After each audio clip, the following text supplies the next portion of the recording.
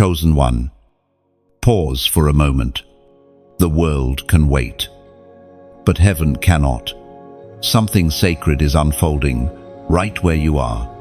This is not coincidence, it's divine interruption. The Father has ordered this moment because your name has reached heaven's appointed hour. Your miracle has come, and heaven will not let you miss it. You've been through battles that almost broke you.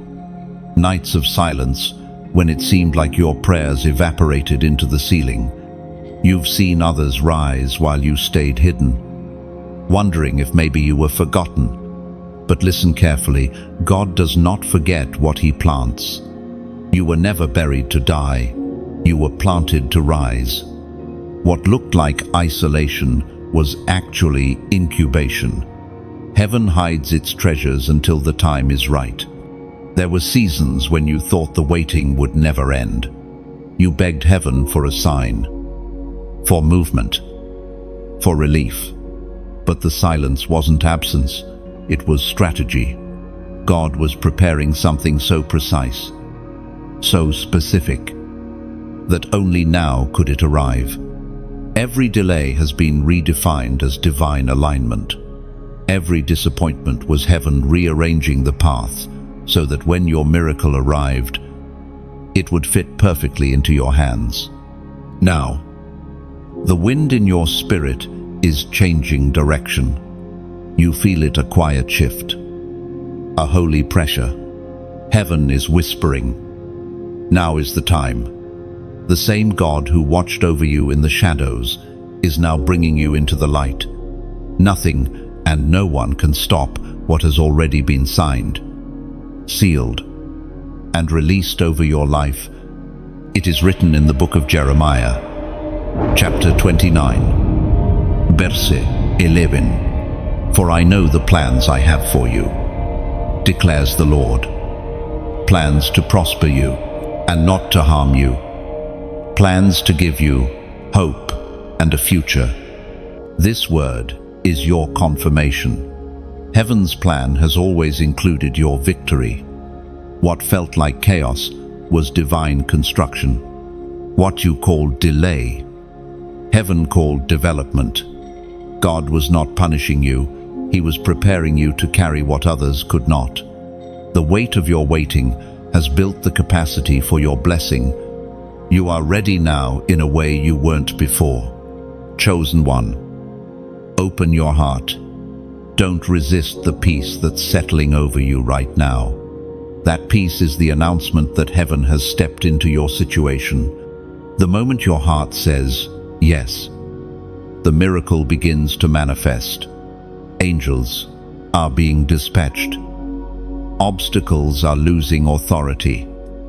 And what once resisted you is about to serve you. There is no coincidence here. You didn't find this message, it found you. Heaven waited for this precise second when your spirit was quiet enough to hear. The moment you listen and believe, something eternal begins to move. The word you're hearing carries the same power that spoke galaxies into being. When God says now, no human timing can say later. Do not let fear interfere with this confirmation. Fear is the final barrier before fulfillment. When you feel resistance, know that it's the proof your miracle is near. You are standing at the edge of divine manifestation. All the pressure you felt lately wasn't meant to destroy you. It was labor before birth. The miracle is not coming, it's crowning. And heaven whispers again, you will not miss it. You've missed opportunities before. Yes, but this one has your name engraved upon it. The doors that are opening now are not just for blessing, but for purpose.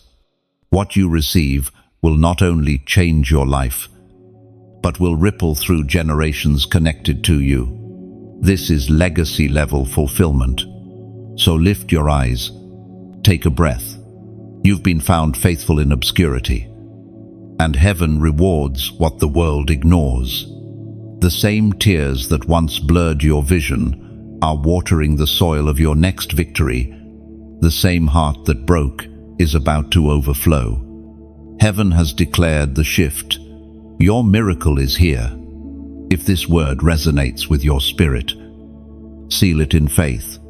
Comment 999 below as a prophetic declaration that you receive heaven's timing and completion. When you write it, you are aligning your life with the rhythm of divine order. And if your heart feels stirred, like this message, share it and subscribe to stay connected to what heaven is releasing. This isn't just content, it's confirmation. The moment you believe, everything begins to move. Heaven has spoken. The earth must respond. Heaven is not distant, it's here, leaning close, whispering destiny into your heart. This moment marks the shift from waiting to walking in promise fulfilled. Step boldly now, the atmosphere has changed. What once resisted you will now recognize you. Heaven's timing and your faith have finally met in perfect harmony. You have wondered for so long if heaven saw the struggle, every unanswered prayer, every closed door, every silent night seemed to echo one question: did God forget me? But the truth, chosen one, is that you were never overlooked. The Father has been watching from the first tear to the last sigh, shaping something eternal in the space where you felt invisible. Heaven's silence was not absence, it was observation. It was God taking inventory of your endurance, your faith, your ability to keep believing even when nothing made sense. There are things about your story that the world cannot see: sacrifices made in private, faith kept alive in darkness, love shown when it cost everything. Heaven saw it all. You thought no one noticed your quiet obedience, but heaven recorded every act of faith. And now, heaven is responding. The very places that caused you pain will soon produce evidence of purpose. Every delay you faced was a divine appointment in disguise. The moments you labeled as wasted were actually sacred preparation. You see, destiny never arrives early, because premature release destroys what patience protects. God was never late. He was making sure the miracle would meet you mature enough to hold it. If you had received it sooner, it would have slipped through your hands. But now, after the refining, the pressing, the breaking, you have the strength to carry it without losing yourself in the blessing. Do not despise the slow seasons. They were holy. Heaven used them to prune away false attachments, shallow hopes, and counterfeit opportunities.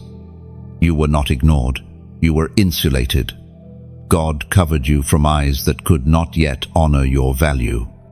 You were hidden so that when the moment of unveiling arrived, there would be no doubt that only His hand could have orchestrated it.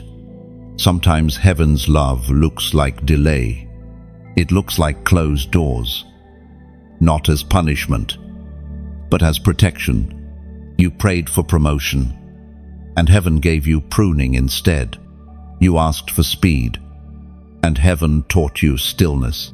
Because the miracle isn't just about what you receive, it's about what you become while you wait.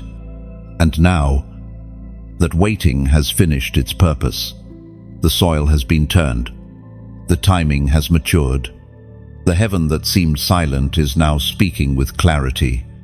You were never overlooked. You were chosen for the long route, because your foundation must outlast the spotlight.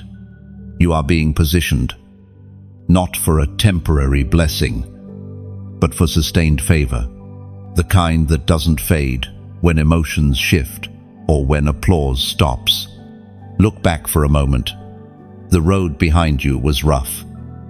Yes, but it was righteous. Every detour carried divine direction. You didn't lose time. You were gaining revelation. Every no was heaven saying, "Not here, not yet." Every delay was God whispering, "I'm building it better than you imagined." And oh, there is a reason you have always felt different. It's because heaven never allowed you to settle. You've tried to blend in, but peace only came when you returned to your divine lane. Others may have moved faster, but you were being rooted deeper. They may have been seen sooner, but you were being built stronger. It was proclaimed in the second letter to Timothy, chapter 2, verse 19. Nevertheless, the foundation of God stands firm, sealed with this inscription: "The Lord knows those who are His," and of tech, He knows you. Every hidden struggle, every prayer whispered through tears, every act of surrender when no one was watching, He knows. And that knowing is the proof that you were never invisible. The world may not have recognized your worth, but heaven never questioned it. So now, as the divine clock strikes your hour, understand this: heaven's memory is perfect. The years that felt lost are being redeemed. The promises you laid down in exhaustion are being resurrected. The path that felt forgotten is being illuminated again with fresh light. You are entering the moment where obscurity gives way to divine recognition. Heaven has remembered you. The season of silence ends here. The proof will not be subtle, it will be undeniable. Doors will open that no man can close. Conversations will begin where your name is spoken in rooms you have never entered. The grace on your life will no longer be hidden. Chosen one, you were never overlooked, you were reserved. And now the reservation is being called. Heaven has set the table. Your seat is waiting, and your miracle is already moving toward you. You are stepping into the evidence of divine remembrance. Every silent season now speaks. Heaven unveils what was hidden. Your time has come, and nothing can push back what's appointed. You have walked through a silence that few could endure. Days when heaven seemed mute, and nights when your prayers fell into nothingness. You asked, "Lord, where are you?" But He was nearer than you realized. The silent season was not proof of absence, it was proof of intimacy. God was closer than your breath, whispering instruction through stillness. The silence wasn't empty, it was loaded with purpose. You thought you were waiting on heaven, but heaven was waiting on you to stop striving, to quiet your racing mind, to make room for revelation. You were being stripped of the noise that distracted you from hearing the soft command, "Be still, and know that I am God." The hush around you wasn't punishment, it was preservation. Heaven knows that growth often happens in the dark, beneath the surface, where no applause can reach. What others called stagnation was actually construction. Every unanswered prayer was a brick in the foundation of your next level. God was forming endurance, humility, and spiritual sensitivity within you. You were learning to move when He moves, and rests when He rests. You were learning divine rhythm, the language of destiny. The Spirit spoke through the book of Exodus, chapter 14, verse 14. "The Lord will fight for you. You need only to be still." That stillness was never passive.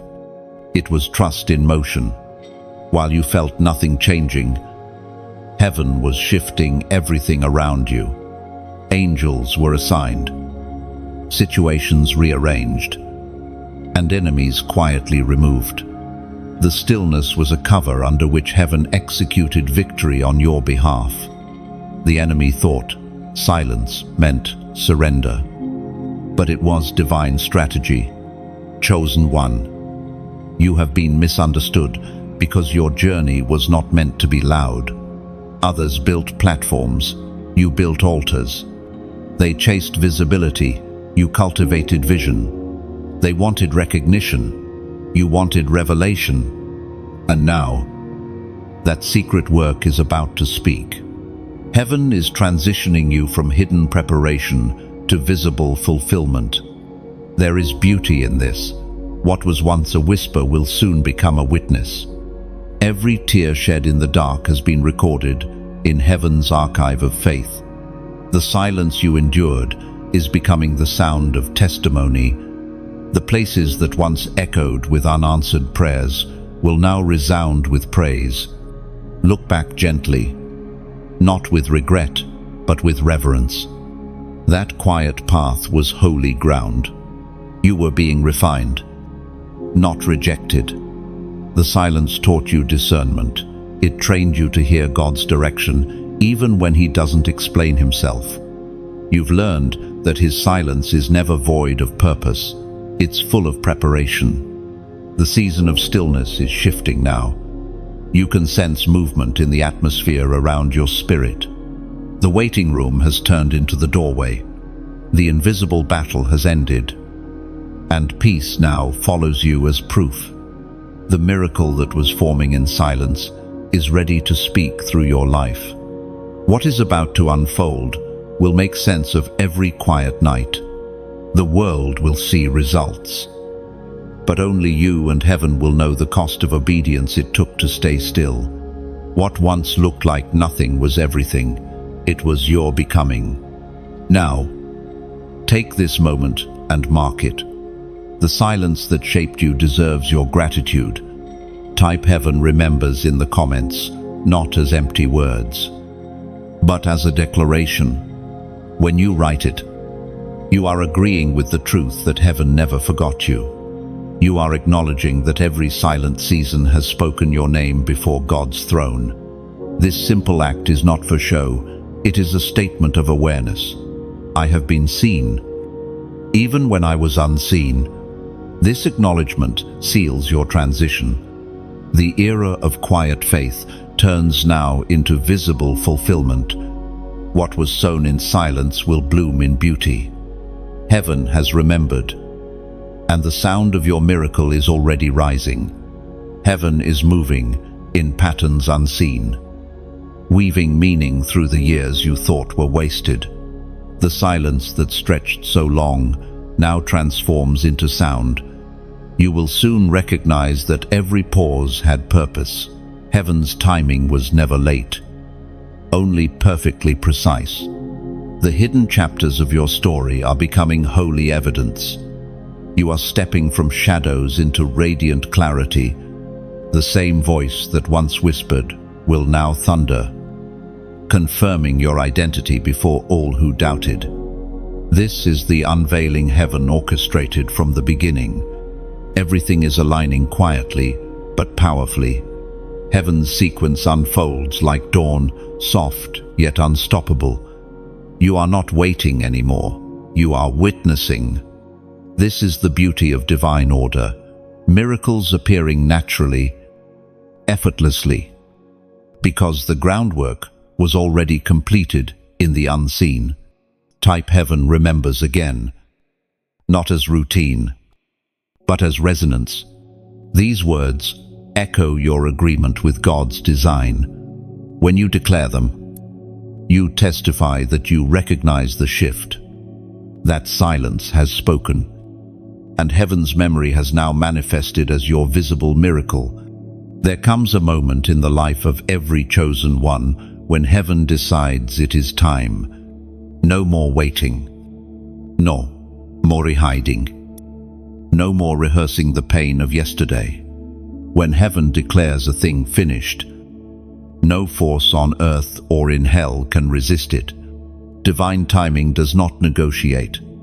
It arrives like sunrise, quiet, inevitable, unstoppable. And this is where you stand now, inside the hour when heaven has chosen to act on your behalf. For so long, you've lived in the tension between promise and fulfillment. You've wondered why the breakthroughs of others came easily while yours demanded endurance. But what you didn't see was how God was synchronizing every detail of your story with His perfect rhythm. Divine timing is not about convenience, it's about completeness.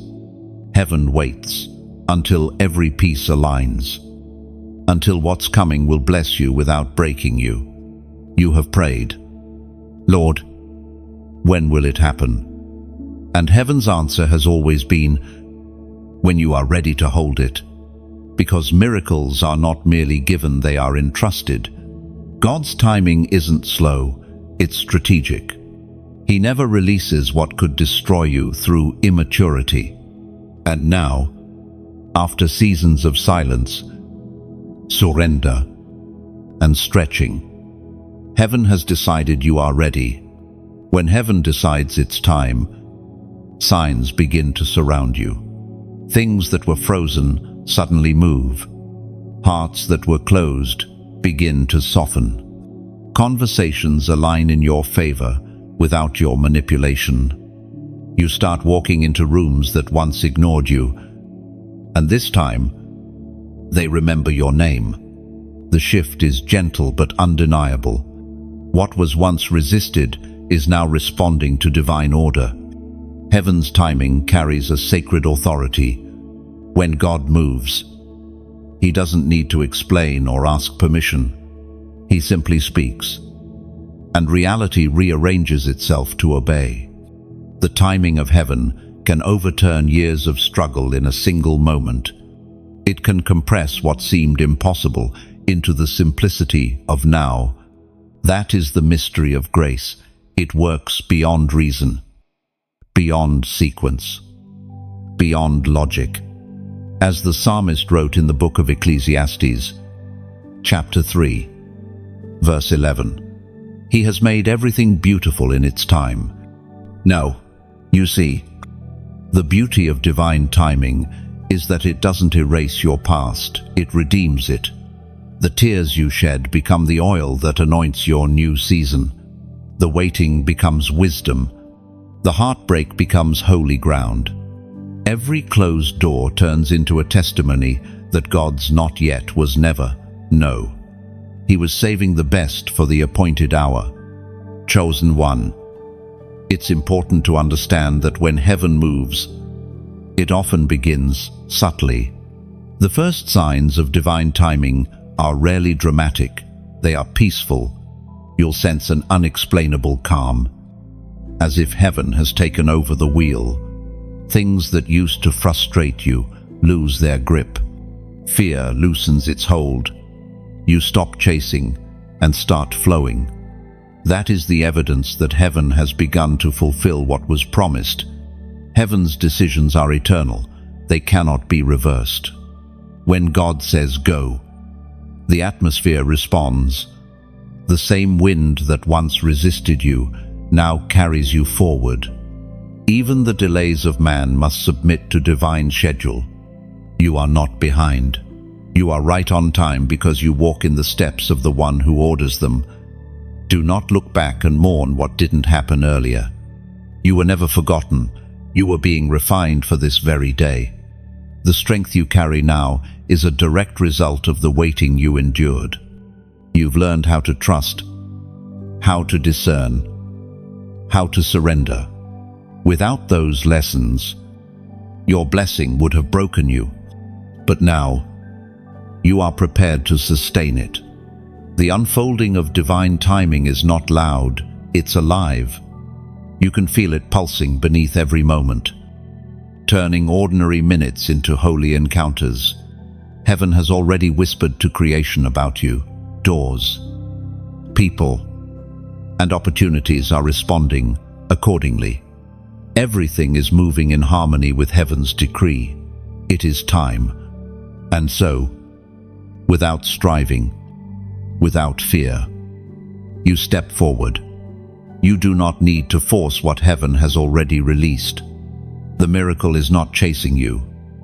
You are walking into it. Divine timing has wrapped itself around your destiny like light around the dawn. Nothing can reverse what God has decided. The waiting season is officially over. Heaven has spoken. It's time.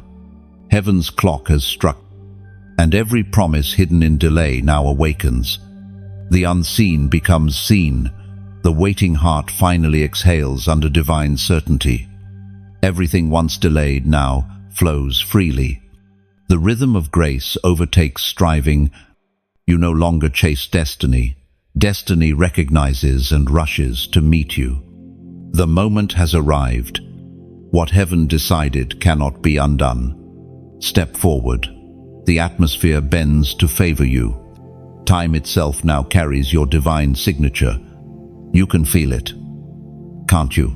That quiet stirring in your spirit, like the first light breaking through a long night. The signal in your soul has started to pulse again. Heaven has been whispering, now, now, now.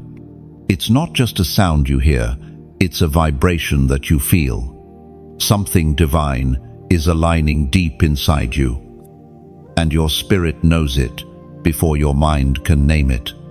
That stirring is not imagination, it is confirmation. It's heaven's way of saying, I'm here, I'm near, I'm moving. Every chosen one feels it at some point, the unmistakable signal that heaven is close enough to touch. It's the same gentle tug that makes your heart race without fear. The same warmth that runs through you when you hear words that sound like they were written for you alone. That is heaven's fingerprint on your moment. You've been trained by waiting to recognize that signal before. It used to confuse you. You mistook it for anxiety, restlessness, uncertainty. But now, you understand it for what it truly is, the sound of destiny waking up. Heaven never shouts it, sends signals, gentle confirmations that come through unexpected words, chance encounters, or that one line in a message that hits you like lightning. Those moments aren't coincidence, they are coordinates. The Spirit speaks through the book of Job, chapter 33, verse 14. For God does speak now one way, now another, though no one perceives it. And, you see, heaven has been speaking all along. You just had to grow quiet enough to listen. That gentle vibration you feel in your heart right now, that's not emotion, that's invitation. Heaven is saying, stay open. I'm working. And as that signal grows louder, you begin to notice how your perspective shifts.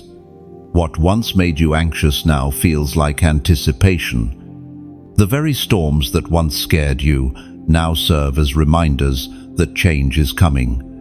Even silence feels sacred because you can sense something beyond the surface. This is what divine alignment feels like. Not noise, not chaos, but peace that surpasses understanding. You start to see meaning in things that once felt random. You begin to trust the rhythm of your life because you know the conductor never misses a note. Heaven doesn't send confusion, it sends confirmation. Now pause for a moment and breathe. Let that signal settle. Let it root deep enough to steady your steps. When heaven speaks, your only task is to say yes. And sometimes, that yes takes the shape of response, an act of faith, a gesture of gratitude, a small light returned to the one who first lit your flame. If these words have reached your heart, if you have felt that spark of recognition, the soft, holy reminder that heaven still speaks, then you are part of something living, something sacred. And as we carry these messages forward together, each heart that listens becomes part of the light that keeps it alive. That is why I gently invite you to share this message, like a lantern passed down a dark street. Each hand that receives it spreads light a little farther. Tap like not as a habit, but as a quiet way of saying, "This light still burns in me." Unsubscribe if your spirit hungers for more of heaven's voice, so that each new word finds you when you most need it, like dawn finding the open window. And if your heart ever feels moved to give, consider sowing a seed of support, not as duty, but as worship. Think of it as pouring a drop of oil into a lamp that has kept your own night from swallowing you whole. Every drop keeps the flame alive, not for me, but for others still searching for light. Your kindness, whether in prayer, in encouragement, or in offering, becomes like ripples on water, reaching shores you will never see. This is not a transaction, it is participation in a divine relay of hope. So if you ever wonder whether a small gesture matters, remember this: even a single flame can wake a sleeping city. And sometimes, the miracle you help ignite is not for you, but because of you. Every act of giving becomes a fragrance rising to heaven, unseen yet powerful. What you release in love returns multiplied, echoing through lives you may never meet. Your generosity is a melody heaven remembers. It harmonizes with every whispered prayer, weaving a song of light that never fades. Even when your name is forgotten, and in the quiet aftermath, grace lingers. The flame you helped sustain keeps burning, illuminating hearts still walking toward dawn, proof that love, once given, never disappears. Every miracle carries a battlefield before it. The war before the wonder is always the fiercest. You felt it: the sudden resistance, the heavy exhaustion, the strange discouragement that arrives right before breakthrough. That's not coincidence, it's confirmation. The closer the miracle, the louder the warfare. The enemy cannot steal what's ordained, so he tries to shake your confidence before it manifests. If you've been feeling waves of fatigue, confusion, or restlessness lately, understand this: you are not being attacked because you're weak, you're being targeted because you're close. The enemy never invests energy in those who pose no threat. He only fights what carries divine potential. So when the storm rises, it's heaven's way of saying, "The gate is near." The prophet recorded in the book of Isaiah, chapter 54, verse 17, "No weapon that is formed against you shall prosper, and every tongue that rises against you in judgment you shall condemn." Those words are not poetic comfort, they are legal authority. Heaven has written them into your destiny as protection. The battle you're facing is not the sign that God has left you, it's the sign that heaven is fighting with you. Sometimes the war is not external, it's inside. The enemy whispers doubt, questions, weariness, making you wonder if your faith still matters. But you must remember, your strength was never meant to come from yourself. The fire within you is not self-made, it's heaven-lit. Every chosen soul walks through this valley. There's a moment when all you can do is stand still. You've prayed, you've wept, yet the resistance intensifies. That's when heaven says, "Don't move by sight, move by faith." You may not realize it, but your endurance in this moment is shaking hell's confidence. Every time you choose peace over panic, heaven gains ground. Every time you speak hope instead of fear, light pierces darkness. You are not just surviving, you are establishing territory for others who will walk after you. This season is not meant to destroy you, it's meant to reveal what can't be destroyed. The pressure and tears are refining you. separating strength from striving. You are learning to fight not with fists, but with faith. When heaven allows warfare, it's never punishment, it's promotion. The battle becomes the birthplace of authority. You will not just come out alive, you will come out crowned. This is why the pressure feels personal, because it is. Hell recognizes what's about to emerge from you. Think of a seed buried in the soil. Before it breaks open, the ground shakes. That shaking isn't death, it's birth. The darkness you're in right now isn't a grave, it's a womb. You're not losing life, you're carrying something new. You may feel surrounded, but heaven has already surrounded what surrounds you. Every plan formed against you is collapsing under divine weight. You may not see it yet, but heaven is working silently, ensuring that when your miracle arrives, it will stand untouched by opposition. Hold your ground. Even when you feel weary, remember that fatigue does not mean failure. The power that sustains the stars is sustaining you. Heaven's armies have taken formation around your name. So today, instead of despair, lift a declaration. Type 7,777 inches. The comments. That number is not random, it's a prophetic signal. The number 7 symbolizes divine completion. But 4 sevens represent completion carried through every corner of your journey: body, mind, spirit, and calling. It's heaven's reminder that nothing in your story has been wasted. When you type 7,777, you're not sending digits, you're marking 4 walls of faith around your life. 1, 7 for the past redeemed, 1 for the present strengthened, 1 for the future prepared, and 1 for eternity that already knows your name. This small act becomes a prophetic echo, a banner that says, though I have fought, he still stand. Though I have wept, he still believe. End of. Every time that number appears, heaven recognizes it as faith written in code, an invisible shout saying, I'm still here. The angels understand that signal.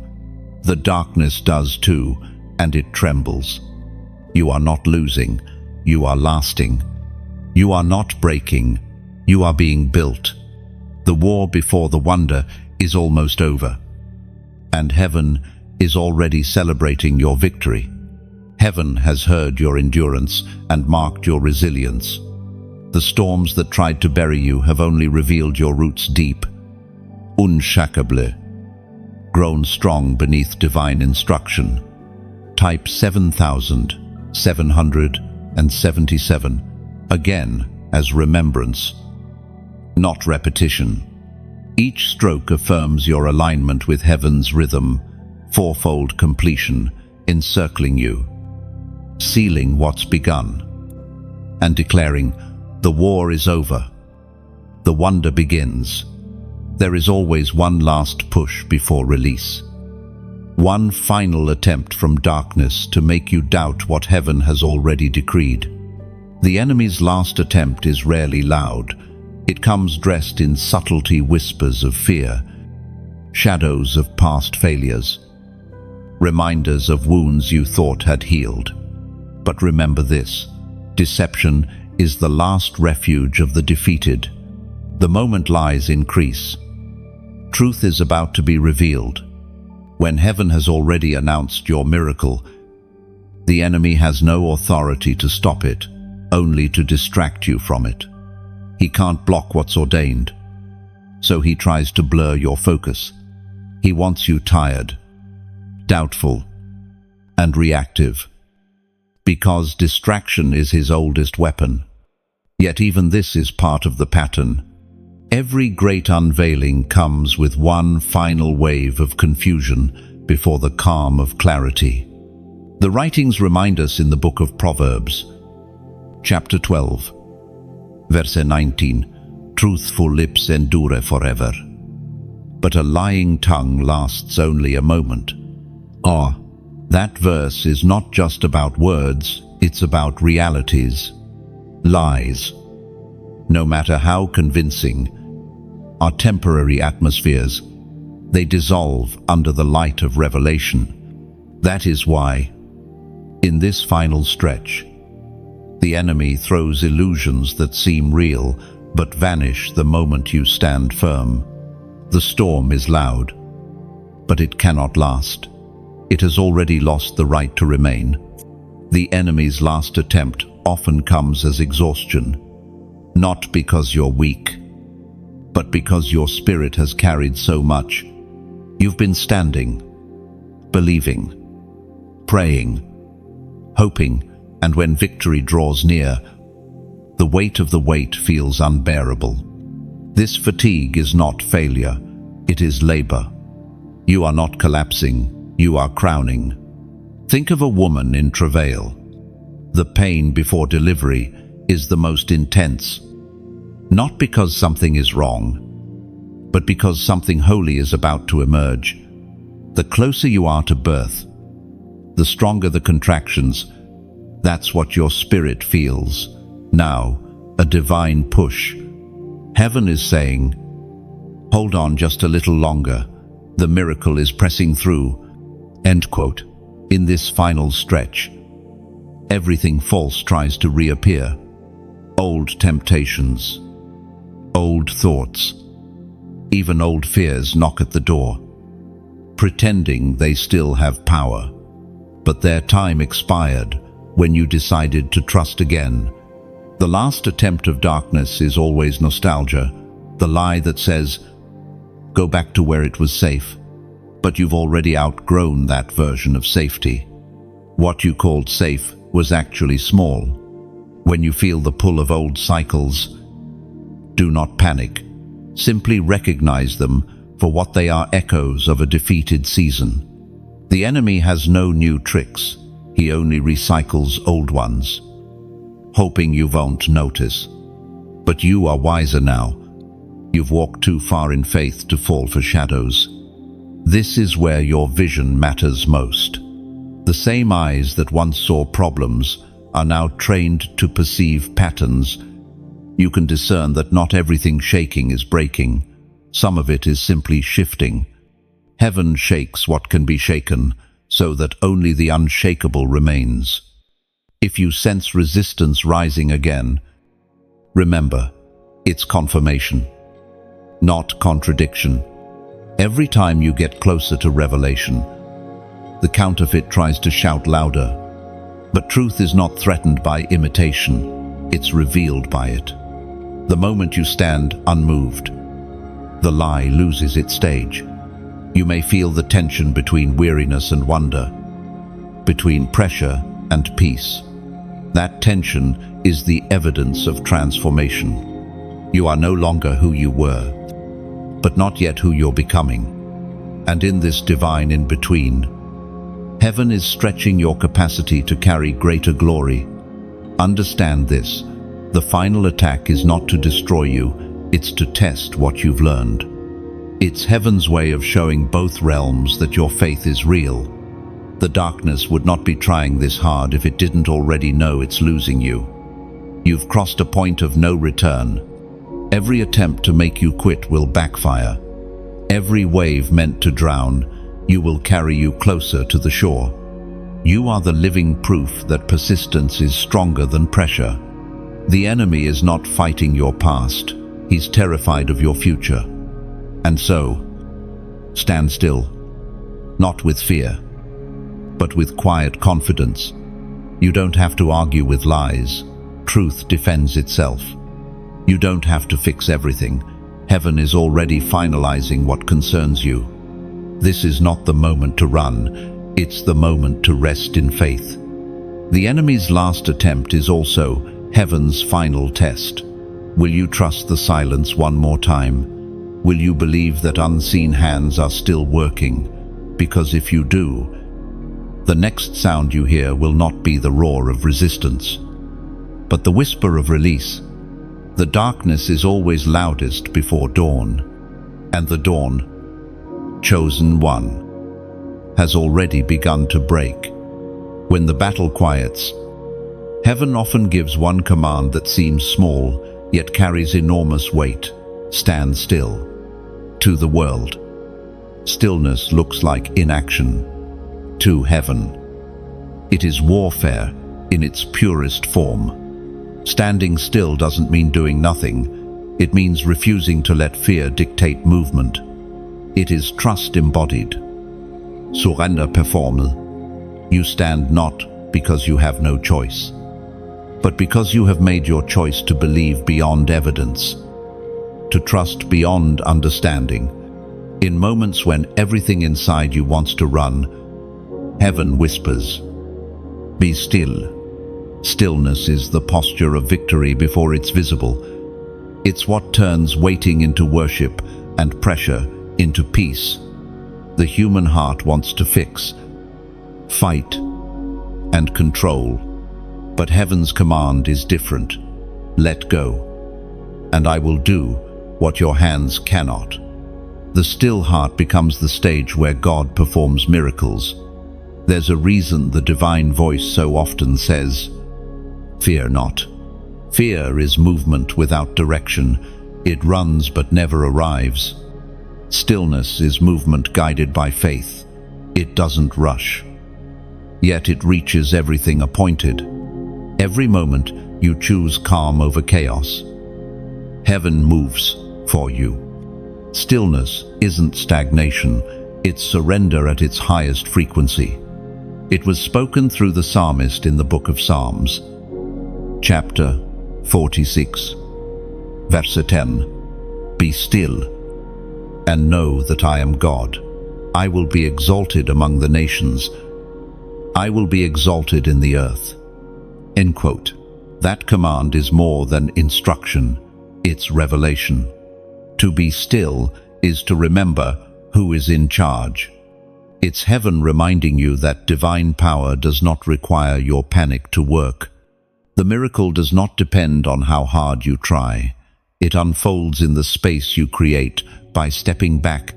Many of God's greatest movements in history began in stillness.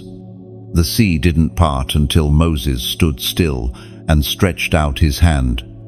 The walls of Jericho didn't fall until Israel first circled them in silence.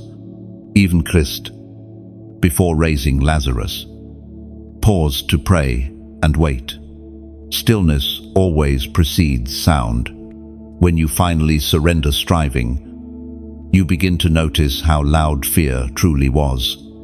Silence is not empty, it's full of presence. In stillness, you begin to sense the rhythm of heaven, the breath of God moving around your circumstances. You start to see that you were never alone. There were unseen hands arranging everything you thought was falling apart. Stillness becomes your shield. It blocks the arrows of accusation and the storms of confusion. When you choose not to react, you refuse to give power to the noise. Heaven fights best when you stop fighting what was never yours to control. Yet stillness is not always easy. It feels unnatural to stop when pressure builds, but this is where faith matures. When you no longer need visible reassurance to rest, you've crossed from belief into knowing. You begin to carry peace as your evidence. Think of a calm lake reflecting the sky. The water must be still before it can mirror heaven clearly. The same is true for your spirit.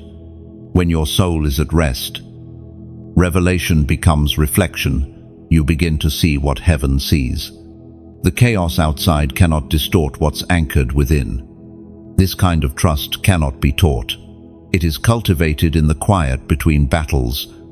The storms that once terrified you now teach you rhythm. You begin to discern that not every wave is a threat. Some waves carry revelation. Stillness doesn't mean life stops. It means you stop resisting its sacred timing. In stillness, You rediscover your authority. You realize that silence is not weakness, it's wisdom. Every noise that tried to drown your faith now bows to your peace. You no longer chase outcomes. You host presence. Heaven's strength settles into your bones until peace becomes your natural language. The command to stand still is heaven's gentle way of saying, "Let me be God again." It's not the end of your effort, it's the beginning of divine effort. When you cease from striving, you make room for supernatural alignment. The doors that refuse to open will open quietly. The answers that hid will appear effortlessly. So stay still, not as one waiting in despair, but as one resting in certainty. The storm that raged around you is losing its voice. The winds are learning your name, and the waters are obeying your calm. This is what happens when heaven fights for you. You simply stand and witness the wonder unfold. The power of stillness is not that it prevents storms, but that it transforms you within them. The waves may keep moving, but you will not be moved. And when the final echo of fear fades away, you will realize that standing still was never a delay, it was the doorway. Heaven's delivery process is unlike anything human logic can explain. What begins as a whisper in the spirit eventually becomes substance in the natural. The miracle you've been praying for is not traveling from far away, it's unfolding from within divine order. Already written, waiting for its appointed moment. Heaven does not rush, yet it never delays. Every promise is dispatched in perfect rhythm with eternity's pulse. What looks like waiting is actually movement you cannot see. Every "not yet" has been heaven's way of saying, "I'm aligning what you don't know you'll need." When heaven delivers, it delivers completely. No missing pieces. No partial fulfillment. No fragile blessing that breaks upon arrival. Heaven does not ship hope in fragments, it sends it whole. Delivery from heaven requires readiness on both sides, the sender and the receiver. God has never stopped sending. It's our hearts that sometimes need clearing to receive. That's why patience is holy. It purifies expectation, removing entitlement so that gratitude can take its place. Miracles are never late. They arrive the moment faith and timing hold hands. The Apostle reminds us in his letter to the Hebrews, chapter 10, verse 36. You need to persevere, so that when you have done the will of God, you will receive what he has promised. That verse reveals the secret rhythm of heaven's delivery. Obedience first, manifestation second. You move in faith, heaven moves in fulfillment. Every act of surrender becomes a delivery address written in invisible ink. Heaven knows exactly where to find the one who trusts. Think of the rain. You cannot command it, but you can prepare the soil. You cannot summon clouds, but you can lift your face toward the sky. That is what faith does. It positions you beneath heaven's pouring. When the rain falls, those who have prepared always receive first. So do not fear the silence between promise and manifestation. That silence is the sound of packaging the divine process of perfection. Heaven never sends a gift that breaks under pressure. What's forming for you is being sealed in durability, timed in mercy, and wrapped in grace. When it arrives, it will fit your life exactly. Often, heaven delivers through unexpected routes. A closed door here, a conversation there, a delayed plan that becomes divine redirection. What felt like detour was heaven avoiding disaster. The route may change, but the destination never does. You will arrive at what belongs to you. and what belongs to you will recognize you upon arrival. Some miracles are quiet. They don't come with lightning or sound, they simply appear. And suddenly, everything makes sense. You'll look back and realize that while you were worried about timing, heaven was arranging perfect sequence. The person who hurt you was removed so that peace could move in. The job that fell apart made room for your purpose to unfold. Heaven's deliveries never fail. They just take roots that faith must interpret. Remember, the waiting has not been wasted. While you were questioning the silence, angels were moving instructions, repositioning hearts, and adjusting details you couldn't imagine. What looked delayed was actually being refined for precision. The delivery of heaven never misses its destination. It simply waits until the recipient is ready to receive without fear. Chosen one, take heart. You are not waiting for a package lost in transit. Heaven has already sent it. The coordinates are locked. The confirmation has been signed by grace. It will arrive exactly when your spirit is prepared to carry it without dropping it. And when it comes, it will not trickle. It will overflow. You won't have to force it, chase it, or defend it.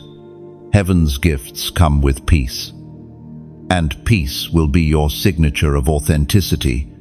Now, as your spirit feels this confirmation, seal it in faith. Comment, "It is sent below." This simple declaration is more than response, it's alignment. When you write it, you're agreeing with heaven's timeline, declaring that your heart is open, your hands are ready, and your posture is still. You are saying to the unseen, "Deliver it, Lord, as you have promised, in this." And heaven, hearing those words, begins to move faster because faith always expedites delivery. When you write, "It is sent," you are not commanding heaven, you are cooperating with it. You are stepping into divine timing instead of wrestling against it. Each word becomes a key, unlocking what's been waiting behind invisible doors. You're telling the universe, "I trust the process even when I can't trace it." That faith is what draws delivery into manifestation. So whisper it once more, "It is sent," as an act of surrender, not striving. This is how heaven knows you're ready. Peace replaces panic, and waiting turns into worship. There are moments when heaven pauses the journey to remind you of the covenant, the unbreakable promise between Creator and creation, between the giver and the one who dares to believe. The covenant is not a contract, it is a heartbeat. It was written before time began, sealed not with ink, but with breath. Every sunrise you see, every mercy that finds you, is a quiet echo of that covenant still holding. You have walked through storms, yet here you stand, proof that promises don't expire when seasons change. Heaven's memory is perfect. What God has spoken over you remains alive, pulsing through every delay, untouched by disappointment. There is a line written across eternity with your name on it, and heaven has never forgotten to reread it. Covenant means you are not alone in any chapter of your story. It means when you fall, mercy bends down to lift you. When you forget your strength, grace reminds you that you were never meant to carry the weight alone. The covenant doesn't depend on your perfection, it depends on His faithfulness. The voice of God thundered in the book of Deuteronomy, chapter 7, verse 9. Know therefore that the Lord your God is God. He is the faithful God, keeping His covenant of love to 1,000 generations of those who love Him and keep his commandments. This is not just ancient poetry, it's present reality. You stand inside that 1,000-generational promise. Every act of obedience, every quiet prayer, every moment you refuse to quit has been recorded as covenant continuity. The same God who carried Abraham, Moses, and David is carrying you now, not in theory, but in practice. Look around you. The evidence of covenant is everywhere. The breath in your lungs, the peace that returns even after chaos, the favor that follows you like sunlight through cracks. Even when you felt forgotten, heaven was still tracing your outline in light. You were never off the map. You were being guided through terrain your eyes couldn't yet read. When life bruised your heart, the covenant didn't break, it deepened. Love that endures testing becomes unshakable. You've seen loss. Yes, but you've also seen survival. That is covenant proof. Heaven will not let your story end in emptiness. What was taken will be returned in better form, shaped by glory rather than grief. So here you are now, standing not as a survivor only, but as a sign. The covenant still breathes through you, and as long as it breathes, you have reason to hope. The storms did not erase the promise, they revealed how strong it really was. If this message finds a home in your heart, let it linger there like light through a window. And if it touches you deeply, let it ripple outward. Share this message, not as routine, but as an act of remembrance. Each share is like breaking bread. You're passing nourishment to another weary soul who has forgotten that promises still hold. Tap like if this word awakens something sacred inside you, not for the sake of numbers, but as a small candle lit in agreement, an unspoken way of saying, yes, the covenant still covers me. And if you haven't already, subscribe, not for formality, but for connection. Think of it as staying within a circle of warmth, a space where light gathers, and words like these keep your spirit anchored when the world grows cold. Finally, if this message has poured into you and you feel led to pour back, consider sowing a seed of support. Not because you must, but because you may. Think of it as adding one more log to the fire that keeps this light burning for others still lost in the dark. Every small gift, whether a prayer, a comment, or a donation, is like rain watering unseen roots. You may never see the tree that grows from it, but heaven will. That is how covenant expands, not by obligation, but by overflow. You're not funding words, you're fueling hope, keeping the lamps lit for hearts still searching. This, too, is covenant. Giving because you've been given to, sharing because you were first rescued, sustaining because you were once sustained. It's the holy rhythm of grace. Nothing forced, nothing demanded, just gratitude, moving like water, returning to its source. So, as you close your eyes tonight, remember, you are still inside the promise. You have never stepped outside His faithfulness. Heaven keeps its word, even when you forget yours. The covenant still stands, and it's still your name written there.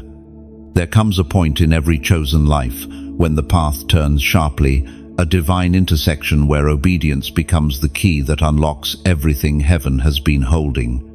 The turning point of obedience rarely arrives with trumpets or celebration. It often comes as a quiet, internal nudge. Do this, even if it doesn't make sense. That is how heaven speaks, when it wants to rewrite your future. Obedience is never about control. It's about partnership. Heaven never forces, it invites. God's instructions are not tests of loyalty, but invitations into alignment. When you obey, you're not proving faith, you're participating in it. Every step of obedience becomes a thread that heaven uses to weave the tapestry of your destiny. There have been moments when you heard something small in your spirit, a prompting, a thought, a whisper, and you dismissed it because it seemed too simple.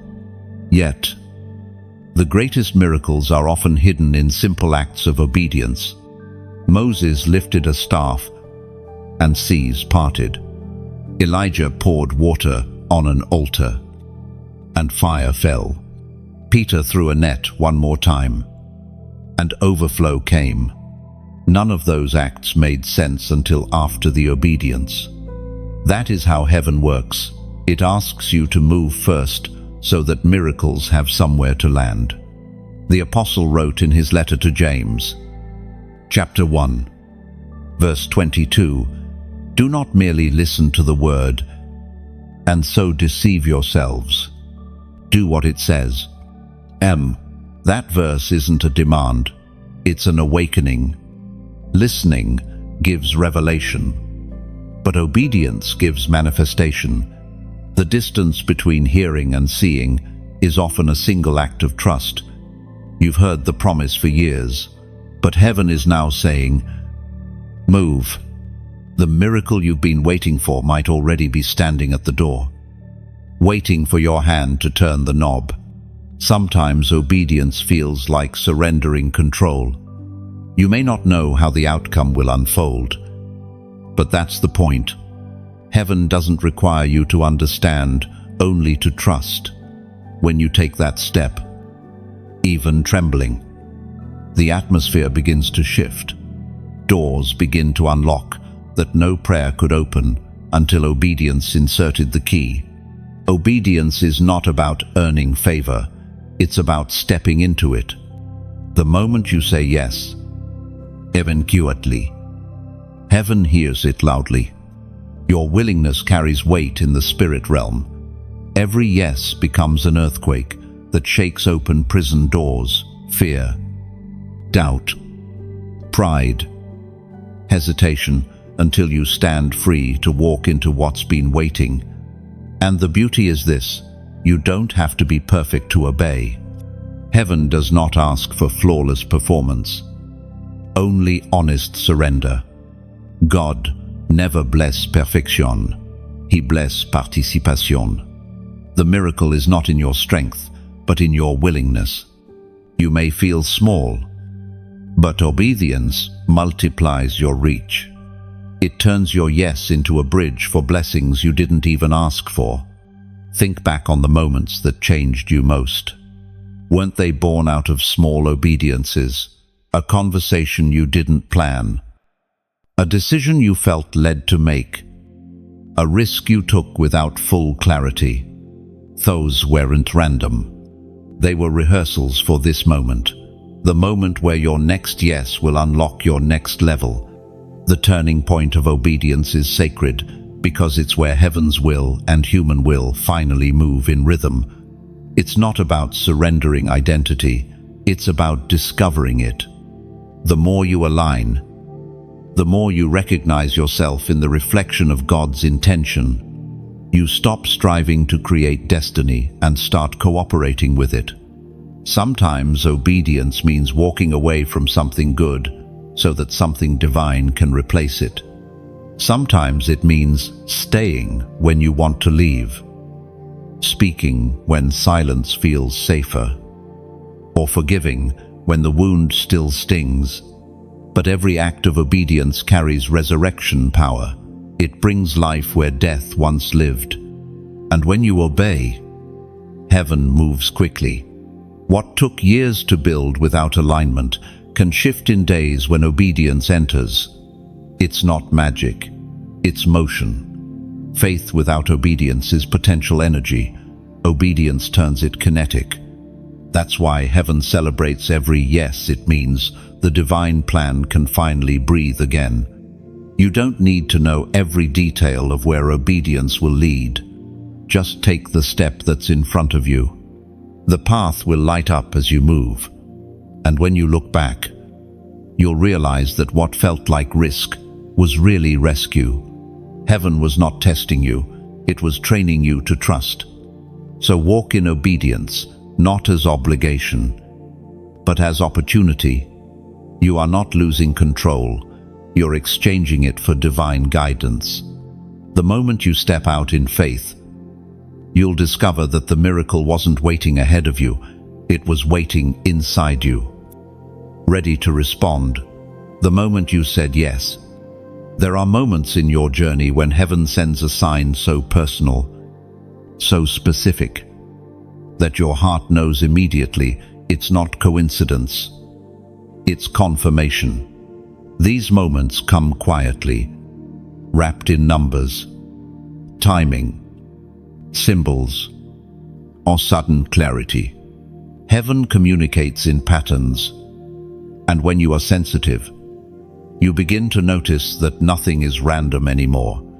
Every repetition, every stirring, every repeated number you see is heaven's gentle whisper, I'm here, I'm listening, keep going. And the prophetic number is heaven's way of signing your story. It's not superstition, it's synchronization. Divine timing leaves fingerprints, and the spiritually awake recognize them. You've seen it before. A number keeps showing up. An hour repeats itself. Or a word echoes through different places. That is heaven saying, pay attention. Something is aligning. The physical world often mirrors the movements of the spiritual one. Those numbers are coordinates of grace. The Apostle Paul reminds us in his letter to the Romans, chapter 8, verse 28, and we know that in all things God works for the good of those who love him, who have been called according to his purpose. You see, heaven doesn't need coincidence to confirm purpose. It uses order.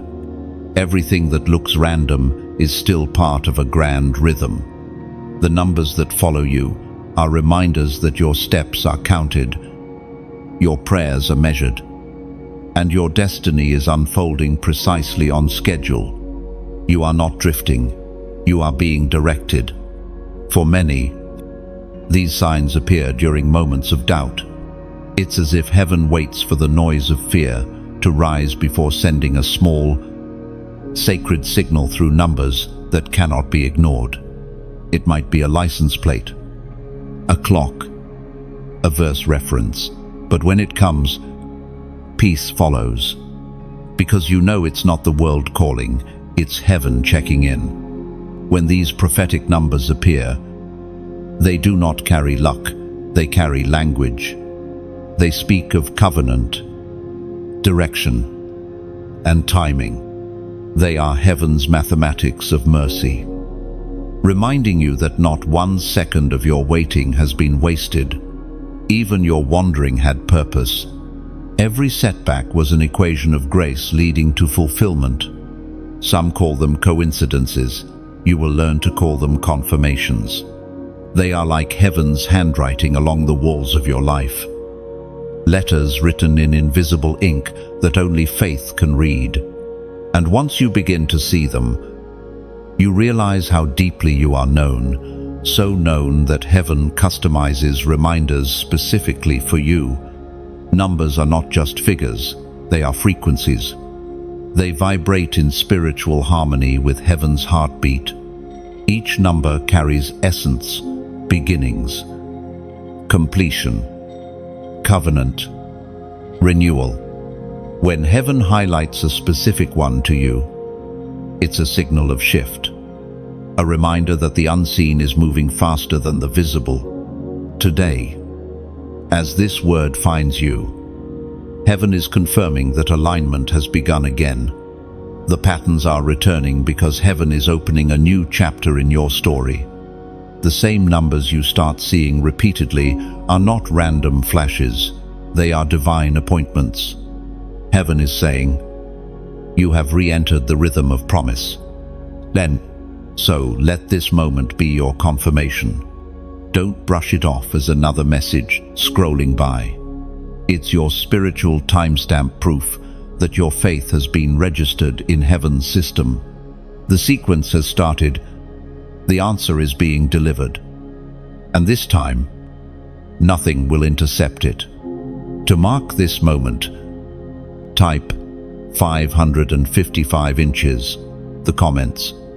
That number represents divine transition, grace multiplied, movement accelerated. The moment when waiting turns into walking. When you write 555, you're not calling luck, you're declaring readiness. You're saying, I accept the change heaven is orchestrating. I trust the shift. I won't fear the unfamiliar. The number 5 speaks of grace. And when it triples, it becomes overflow, grace upon grace upon grace.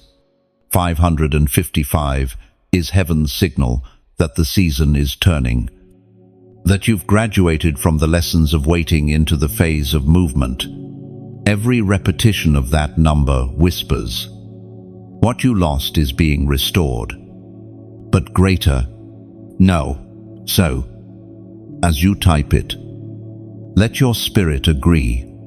Don't do it out of curiosity, do it as covenant. Each 5 becomes a step, one for what you're leaving behind, one for where you're standing now, and one for what's about to begin. And when you do, know this, heaven records it not as digits, but as decision. Faith always registers louder than fear. And from this moment on, you will start to see that number everywhere, not as a sign to chase, but as a reminder that grace keeps following you. This is your confirmation. The prophetic number is not outside you anymore. It's written within you, glowing in the rhythm of your heart. You have become the sign heaven now sends into the world. There is a beauty in restoration that cannot be found in anything new. Restoration carries history. It holds the memory of what was broken and the miracle of what has been rebuilt. The restoration sequence begins not when the damage ends, but when heaven decides that enough has been taken. You have reached that moment now. The long season of loss has accomplished its hidden purpose, and heaven is gathering the scattered pieces of your life to reassemble them into something greater. Restoration is not replacement, it is redemption. Replacement gives you something new to forget the old. But redemption gives meaning to the old, so you can walk forward in wisdom. What you lost was never wasted, it was being transformed. Heaven never returns things as they were, it returns them multiplied, matured, and made holy by time. The writings of David remind us in the book of Psalms, chapter 71, verse 20, though you have made me see troubles, many and bitter, you will restore my life again. From the depths of the earth you will again bring me up. End faith. Restoration begins when you stop mourning what was and start expecting what can be. It is heaven's way of saying, I owe you nothing, but I will give you everything. The years that felt empty are about to yield fruit. The tears that watered the ground of grief have softened the soil for growth. Every place that once echoed with loss will soon overflow with laughter. When God restores, He doesn't merely fix the damage, He rewrites the design. The scars remain, but they no longer speak of pain. They tell stories of survival. You become living proof that nothing surrendered to grace stays broken. The cracks in your life are not disqualifications, they are invitations. Through them, light escapes and touches others who need hope. You may have thought your story was beyond repair, but heaven specializes in impossibilities. Even what you buried in regret has roots deep enough for resurrection. Every ending that felt final was just heaven changing the chapter. Restoration is the author's hand returning to the page you thought was closed, writing redemption in letters of light. Heaven does not restore everything at once. It works in sequences, slowly, precisely, like a master artisan restoring a precious painting. Each stroke is deliberate, each detail essential. First, God restores your peace, then your strength, then your opportunities, piece by piece. What was taken begins to return, until you realize that the waiting was never wasted. It was weaving. You will recognize restoration not by noise, but by peace. It doesn't crash into your life. It settles like dawn. It arrives quietly, yet unmistakably. The things that once felt heavy suddenly feel light again. The burdens that once bent your back start to lift. You notice laughter returning unforced, dreams breathing again, purpose awakening like morning light after long darkness. Restoration is also revelation. You begin to see why certain doors closed, why some people left, why the timing felt delayed. Heaven never wastes heartbreak. It uses it to sculpt discernment. You have eyes now that can tell the difference between temporary comfort and eternal purpose. What once hurt you will now help you recognize what is holy. When restoration begins, gratitude becomes your natural response. You stop asking, "Why me?" and start whispering, "Thank you." You no longer resent the years that seemed lost because you realize they were preparing you for this fullness. The pain that once defined you becomes the soil that anchors your compassion, and there is more restoration, always exceeds the original. Job received double for his trouble. Joseph ruled in the land where he was once enslaved. And Peter, who once denied, became the rock on which faith stood firm. Heaven restores in dimensions, not amounts. It multiplies, meaning before multiplying blessing. Now, heaven is restoring you in that same pattern. You may not see it all yet, but the process has already begun. People will look at your life and not recognize what they once knew, because grace will have rewritten every scar into story. This is the holy sequence. Loss becomes lesson. Lesson becomes strength. Strength becomes testimony. And when it's complete, you will understand that nothing was truly lost. It was only waiting to return dressed in glory. Restoration always arrives, clothed in quiet wonder. You won't hear thunder.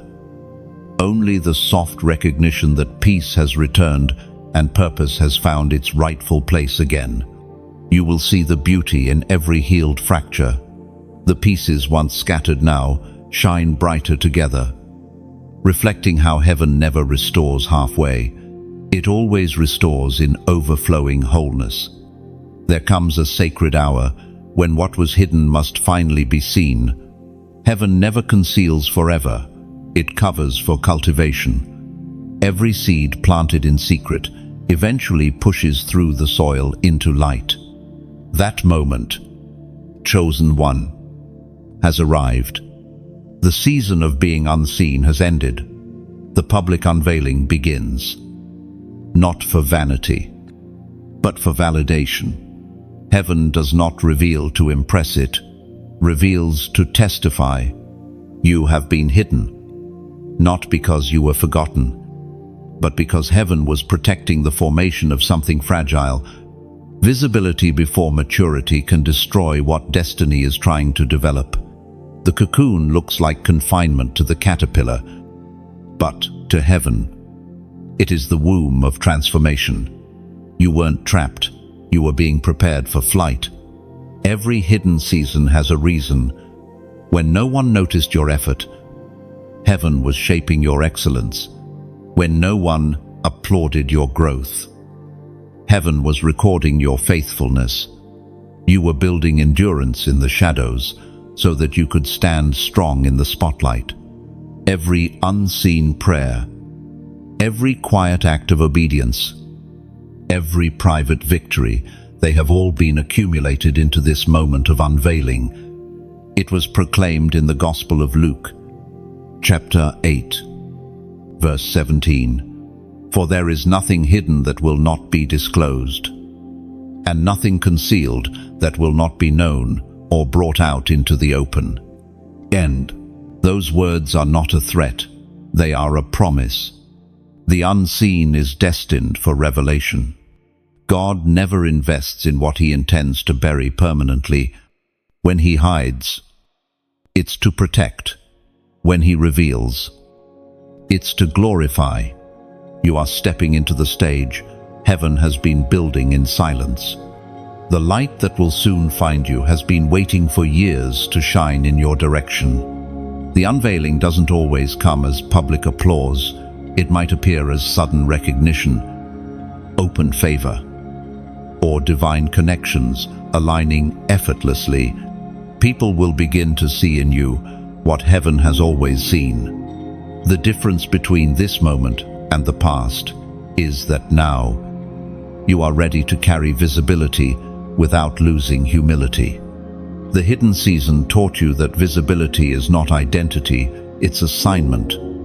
There was a time you prayed for opportunities, and heaven answered with obscurity. It seemed unfair then, but now you understand that hiddenness was your hedge of protection. You were being refined away from eyes that couldn't yet honor you. Heaven kept you off stage until your heart could handle honor without pride. What felt like isolation was insulation, a holy distance that preserved your purity of purpose. When God unveils, he does it suddenly, yet smoothly. One door opens, then another, until you realize the world around you has changed shape. The same people who once overlooked you will begin to seek your insight. The same voice that was ignored will start to echo. Heaven will use your story as proof that silence was not stagnation, it was strategy. You will feel the shift first in your spirit before it becomes visible. It starts as peace, then turns into opportunities, then blossoms into favor. What used to take effort now happens with ease.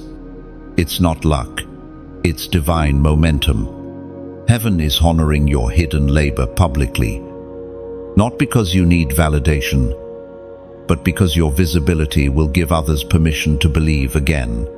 This unveiling is not about fame, it's about fruit. The purpose of visibility is not attention, but influence.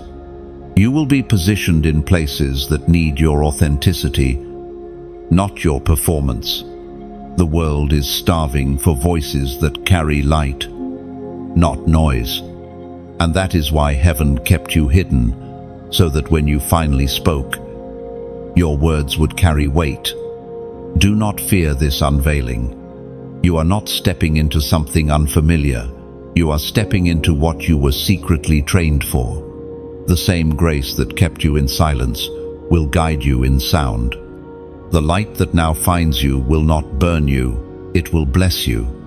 Because you are not standing in self-made brightness, you are standing in reflected glory. This unveiling is the evidence of fulfillment. It's heaven saying, the time of hiding is over. Everything that was once misunderstood will now make sense. Every prayer whispered in the dark will echo in daylight.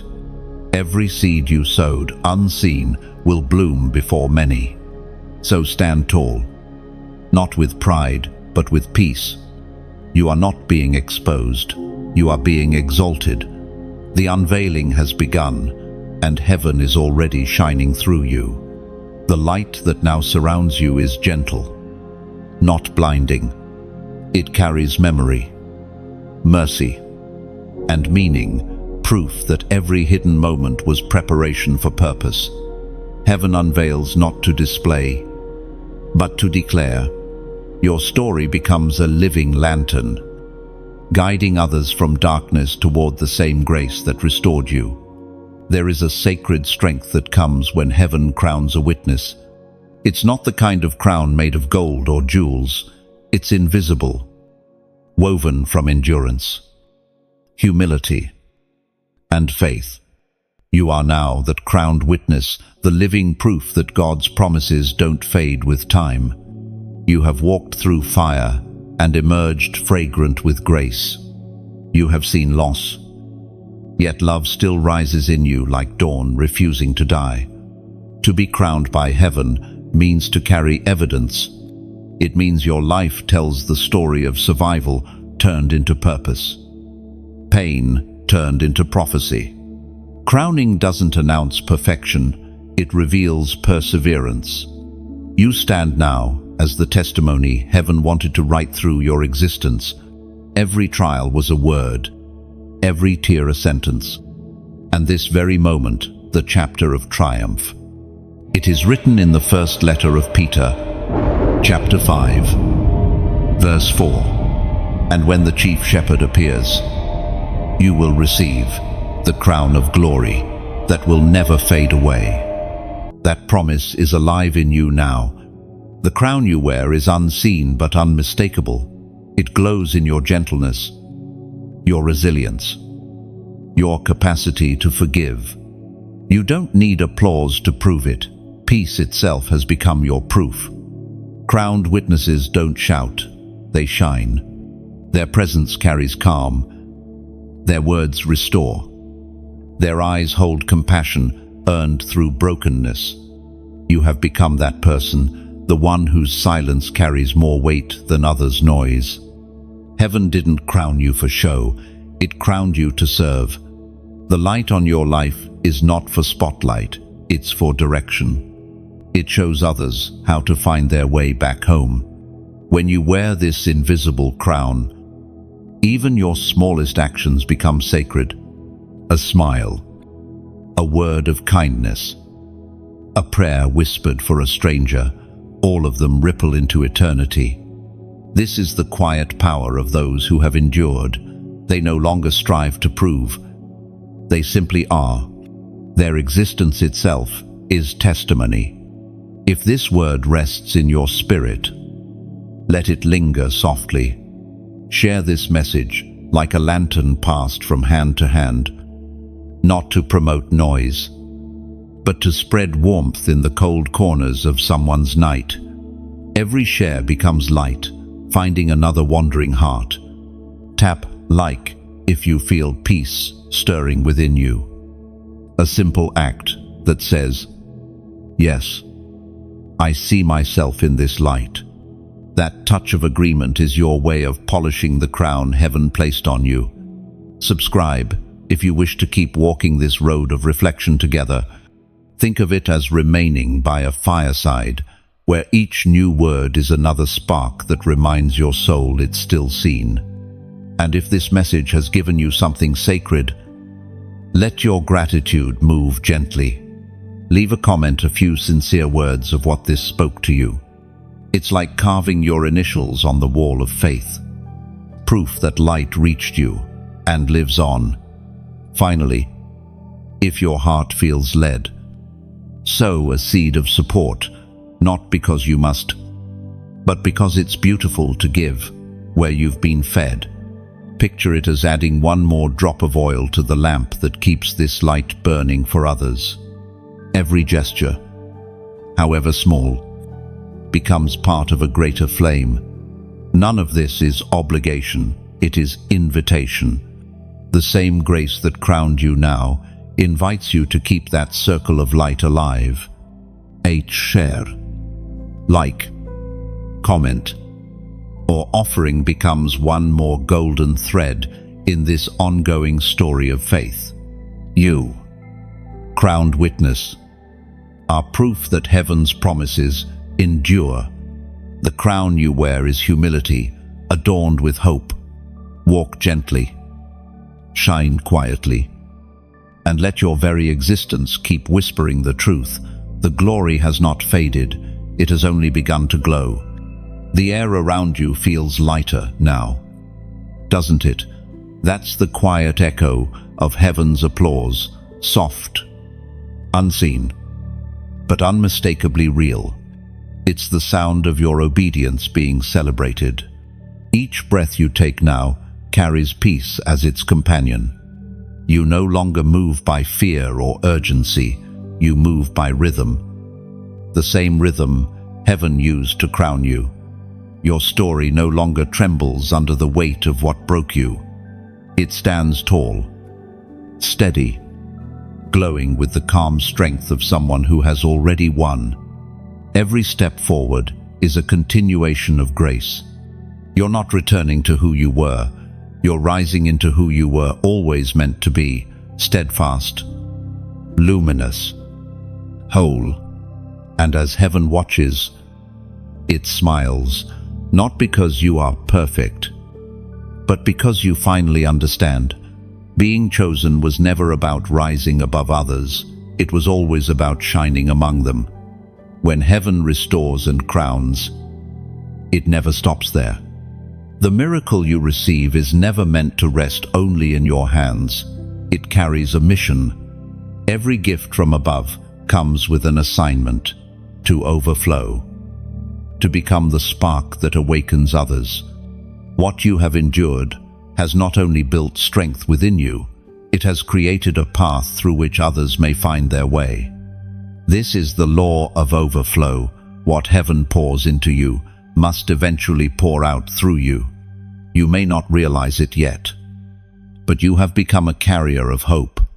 The same grace that sustained you now flows through your words, your presence, your quiet acts of kindness. You no longer need to preach your faith. It radiates. People feel it in the way you look at them, listen to them, and hold space for their storms without judgment. That is overflow in motion, love extended beyond logic. The Apostle wrote in his letter to the Corinthians, chapter 1, verse 4, "He comforts us in all our troubles, so that we can comfort those in any trouble with the comfort we ourselves receive from God." This is heaven's rhythm. What enters your life as rescue becomes someone else's redemption. The comfort you received was never meant to end with you. It was designed to ripple outward, to reach hearts that might never walk into a church, never open a sacred book, yet will read heaven's message written across your life. Overflow is not about abundance in material things, it is about abundance in meaning. You now carry wisdom that pain taught you, compassion that loss carved into you, patience that waiting planted in you. These are treasures not found in luxury, but in survival. You've learned how to recognize a weary soul because you once were one. That empathy is your ministry. You speak peace fluently now because you learned its dialect through storms. The overflow assignment is subtle. It's not about position or platform, it's about presence. It's the way you forgive quickly, speak softly, and hope fiercely. You don't have to declare light, you simply have to be it, in the hands of heaven. Ordinary gestures become extraordinary healing. A message, a meal, a listening ear. These are your sermons now. There will be moments when you'll feel the same tug you once felt before your own transformation, the pull to reach out, to comfort, to guide. That tug is heaven calling you into participation. It's saying, you have what someone else needs, give it freely. What you share doesn't have to be grand, it just has to be genuine. Grace flows best through authenticity. The overflow is how heaven continues its miracles through you. You are not only the recipient of divine favor, you are its distributor. Every time you encourage someone, heaven multiplies that grace through generations. One word spoken from your healed heart can break years of silence in another. One act of kindness can reignite faith where despair once lived. This assignment is lifelong. There will always be someone standing where you once stood, questioning if light will ever return. And you will be the one who smiles softly and says, "It does." You will become the bridge that connects their wilderness to hope. Do not underestimate how heaven uses you. Sometimes the overflow is as simple as showing up, as quiet as listening, as gentle as choosing mercy over judgment. Heaven's most powerful work often looks like love in motion. You are not required to change the whole world, only to touch the parts of it that cross your path. Every life you meet becomes a field where your seeds of grace are planted. You may never see them bloom, but heaven counts every harvest. The overflow assignment transforms ordinary days into sacred missions. Every encounter, every conversation, every silent prayer for someone else becomes part of heaven's network of restoration. You were not just chosen to survive, you were chosen to serve, to spread what you've received until the world begins to reflect the same light that rescued you. This is the miracle beyond the miracle, that the healed become healers, the found become finders, the blessed become blessings. And in fulfilling that cycle, you remain forever connected to the source. For when you pour out what heaven gave, you never run dry, because the hands that pour are the same ones. Heaven keeps refilling. Overflow never ends. It circles back like rain returning to the sea. Every act of love you release eventually finds its way home, refilling you, refining you. Heaven smiles on givers who keep pouring, not from excess, but from essence. The more you share your light, the brighter the world around you begins to breathe again. There is a sound in heaven that never fades, the echo of obedience fulfilled, of faith completed, of destiny accomplished. That sound now carries your name. Every step you've taken, every tear you've shed, every yes you've whispered through trembling lips has built a melody heaven recognizes. You are no longer waiting for divine movement. You have become divine motion. The journey that began with uncertainty now ends in understanding heaven's purpose, has been revealed through your perseverance. The eternal echo is not loud. It hums quietly through moments of peace, through ordinary days, through the rhythm of your breathing. It is the invisible applause of heaven, the affirmation that your obedience was not wasted. When you doubted your strength, angels were taking note of your endurance. When you felt unseen, heaven was archiving your faithfulness. Nothing was missed. Not one act of trust went unrecorded.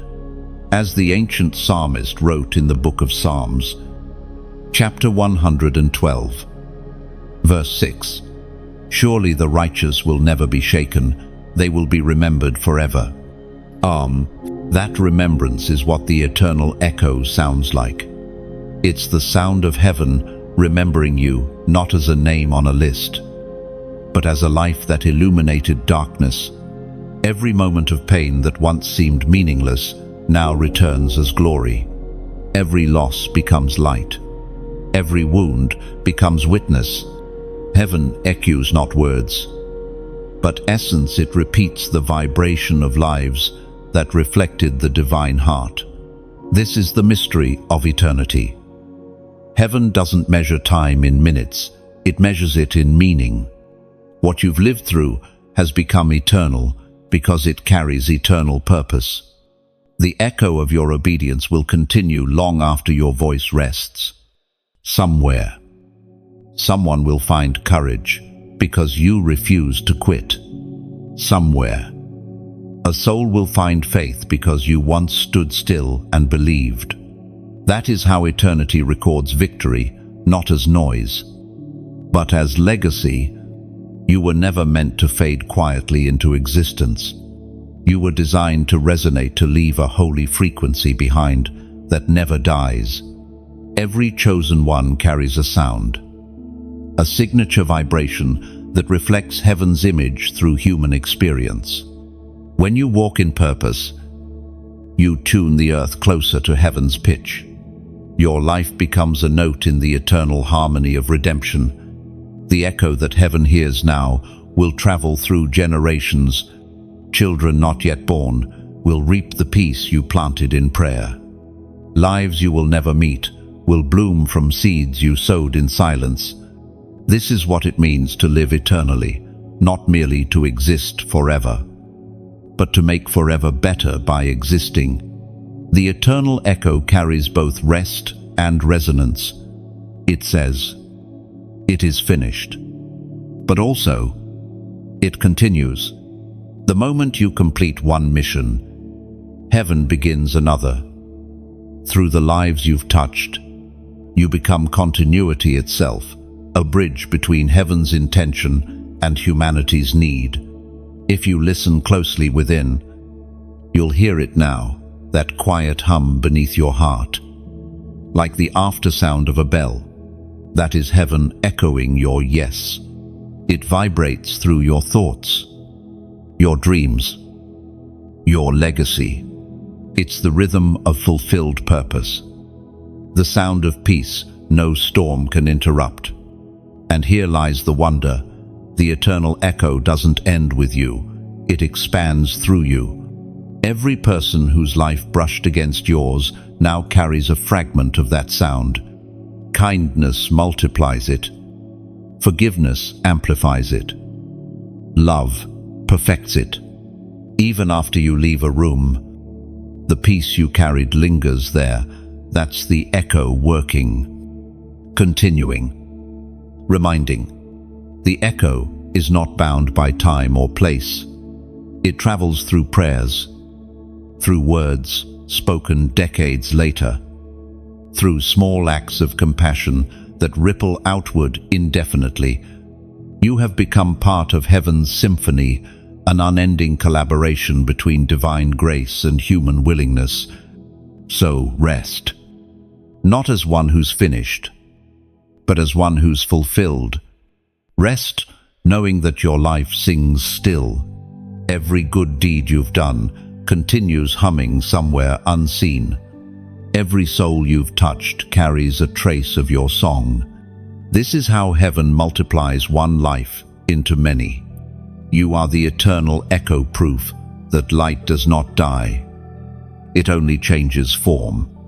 Your legacy is not written in stone, but in sound, in laughter restored, in peace remembered, in hearts renewed. And as heaven listens, it smiles, because your melody has merged perfectly with its own. The music of your obedience will play across eternity, soft, yet unending, until time itself joins the song. Even when silence returns, your echo remains. It lives in memories, in mercy, in the quiet strength of those who learned courage by watching you endure. Heaven does not forget melodies born of faith. Long after the world grows still, your song continued, gentle, endless, threading eternity with light. If these words have reached you, if somewhere between the lines you felt something awaken, something soften, something real, then you already know this wasn't just a message. It was a meeting. Heaven found you again, gently, through words and warmth. And maybe for the first time in a long while, you can breathe a little easier. So when you step away from this moment, Don't rush. Let the silence stay kind. Let the peace linger. You don't need to hold on to every word. Let them dissolve into you like light into water absorbed. Unseen, but lasting. And if this message has moved you, if it reminded you of who you are or helped you remember that hope still lives, share it, not as a task, but as an act of compassion. Every time you share light, it multiplies quietly in places you'll never go. Somewhere, someone may read this and finally rest. Tap like, not because it's asked of you, but because it's a way of saying, yes, this reached my heart. That single gesture is like pressing your fingerprint into eternity's clay, a small mark that says, I was here, and I believed. End of 5. Leave a comment if something in this word found you. A sentence, a phrase, even a single heart emoji, whatever feels honest. Your words may become the confirmation someone else has been praying for. Subscribe if you wish to stay in this circle of light. Think of it as remaining under a sky that keeps sending rain when the world feels dry. Each new message will be another drop of grace to meet you where you are. And if your heart feels moved to give back to keep this flame alive, consider sowing a seed of support. Imagine it as adding another log to the communal fire where weary souls gather. Every small offering keeps the light burning a little longer for someone who might be walking through the same night you once knew. No act is too small when it comes from sincerity. You are never obligated, only invited. Give, share, comment, or simply breathe in peace. All are ways of saying thank you to the light that never leaves us. As this message ends, remember, endings in heaven's language are only pauses between heartbeats. The story continues through you, through every ripple of kindness you release, through every quiet flame you help keep alive.